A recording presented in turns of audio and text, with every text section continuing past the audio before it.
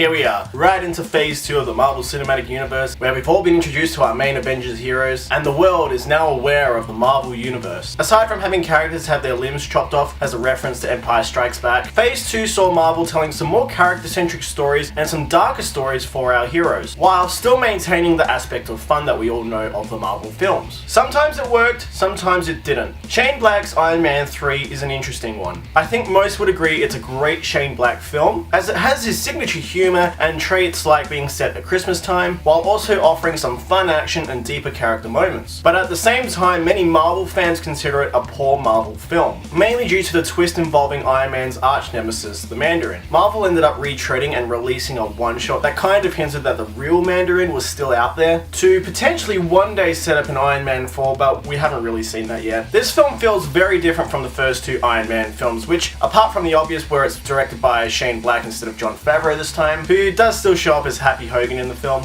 overall has a very different tone to the previous Iron Man films. The rock and roll AC/DC persona of the first two films is gone here, and rightly so, as this film is concerned with deconstructing Tony Stark and take him on a journey of trying to discover whether the suit makes him Iron Man or if Tony Stark is Iron Man. Deconstructing heroes is always an iffy approach, as even though I find it fascinating and think it helps enrich and break down what makes the character interesting, a lot of people want to see superheroes in their glory and haven't always responded well to them not acting the way they expect. Here, Tony Stark is fractured and suffering from anxiety due to the Chitauri invasion during the events of the Avengers. While this film doesn't really rely on the events of the Avengers as much as some other Marvel sequels ended up doing, this really did start the trend of going, oh, if you haven't seen the Avengers, you might be a bit lost on where certain plot threads are from. Going back to this and comparing to other Marvel sequels, it is quite tame despite showing you actual footage from the Avengers. It's still Tony Stark's movie, focusing on him and acting as a conclusion to his trilogy. We follow Tony from a moment of weakness where he's used to being the smartest guy around, and suddenly he's been confronted with something he's never had to consider. He's distant to Pepper and Rhodes and focuses on building new suits to distract him from his anxiety. This film makes Tony really interesting and gives us a side of Tony that we're not used to seeing, which is a much darker, more personal version of the character than we've seen before. It's not the rock and roll persona, but that's okay. We had 3 films of that if you include the Avengers. Here we get to know him a little more intimately, and I like that. Best of all, Robert Downey Jr. is fantastic in this film, really offering us a side of Tony Stark that we haven't previously seen. The supporting characters are there, but we don't spend a great deal of time with them. Gwyneth Paltrow gets to do a bit more here, although she doesn't seem quite as interested as she was in previous films, as they do get her into an Iron Man suit and have her saving Tony at the end of the film after her exposure to the Extremis virus, which is a nice reversal from Tony usually saving her. Don Cheadle is great as Rhodes, who's been temporarily rebranded as Iron Patriot in this film, and is now the government's lackey and is often at the side of the president, which just offers a nice parallel to Tony as a way to show what might have happened if he'd complied with the government more. This film brings kind of 3, but really 2 villains into the mix, and this is where the film gets divisive. I loved what Ben Kingsley did in this film as the version of the Mandarin that we were expecting, and as a way to connect the 10 Rings presence of the first film into this film. He's a world-class actor and he is hilarious, because once you know the twist that he isn't the Mandarin, that he's only an actor, you can see hints in his performances leading up to the reveal that maybe he's overdoing it. But I don't mind Aldrich Killian, who is yet another competitor to Tony Stark, who here in this film invents the Extremis virus with Maya Hansen. We avoid having a villain who's a bigger version of Iron Man, and the heat powers of Extremis change things up again, where Tony's armor could melt at any time, and often does in the final battle. Both Guy Pearce and Rebecca Hall are really fun in this film. I think they're putting a lot of effort into their roles, but I do think Guy Pearce goes a little bit overboard in the 1999 version that we see at the start of the film. It just seems a bit too comical and over the top. And although it is kind of the point, he really does seem like a completely different character to the villain version that we get later on in the film. Although this film is very focused on Tony, we don't get as much time spent to really build these two up as big villains. Aldrich claims to be the real Mandarin in this film, but again, this really does feel like another cop-out, which again, as I mentioned earlier, Marvel decides to retread. Rebecca Hall was actually meant to be the big bad over Guy Pearce in this film, which is really what the film feels like it's setting us up for, but unfortunately it came down to some former Marvel film execs who thought a female villain wouldn't sell as many toys as a male villain, and so it was switched and Guy Pearce is the big bad. This is why, to me, her death feels very unceremonious and pointless. The changing up of the Mandarin role in the film really does deflate any build up to the final battle with Tony at the end of the film, as we really haven't been super focused on Killian, which just makes him seem quite forgettable. Now I have to mention Tony's Christmas detour, when the world thinks he's dead and he bumps into Ty Simpkins, who becomes his kid's sidekick. You could have cut a lot of this out, but it's so funny and enjoyable, it's too good to miss. There are some some great lines between Ty and Robert that are still really funny, and it's great seeing what Tony would be like as a parent. Iron Man 3 does feature an overuse of CGI, where it focuses on having massive set pieces this time around, particularly with Tony's mansion being destroyed and the final battle with the Iron Legion. They're fun, but when you put them up next to the Air Force One rescue, which was done mostly in camera with people performing stunts in the air, the CG moments just feel less impressive and more generic. In fact, a lot of the extremist scenes do come across quite bland. I do really enjoy this film taking Tony Stark out of the Iron Man suit for a lot of smaller action scenes to really prove to us that Tony Stark really is Iron Man without all that armor. Again, this film purposely feels different, and that's fine, but being that this film is shot digitally, unlike the first two Iron Man films, and the score being your more traditional epic sound rather than the AC/DC rock soundtrack, you can't help but feel like some of the personality is lost from the first two films. Yes, we're exploring more with Tony personally here, but the old look and sound sold you on Iron Man without him having to say anything.